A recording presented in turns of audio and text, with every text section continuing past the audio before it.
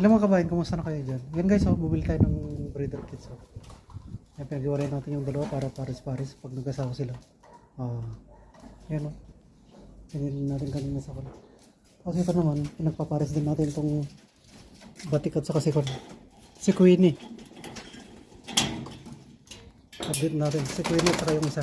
Ayan. Ayan, lalaki yun. Tapos si Queenie yun. Oh. Ayan.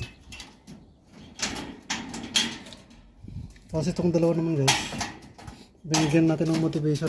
Naglagay tayo ng buhangin dun sa may ice cream yung pag-itlogan nila. Ayan, pares na pares yan. Ayan, mag-asawa talaga yan.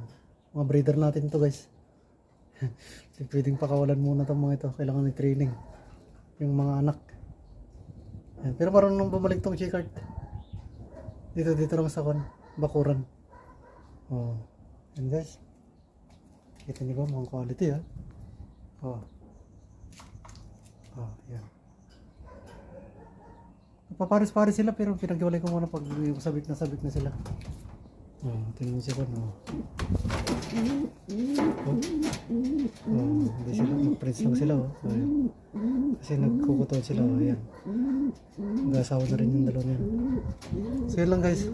Ayan, thanks for watching. Itong isa naka-BBC na? NLFC ba yun? Tapos isang TGRC. Kalimutan ko. Okay.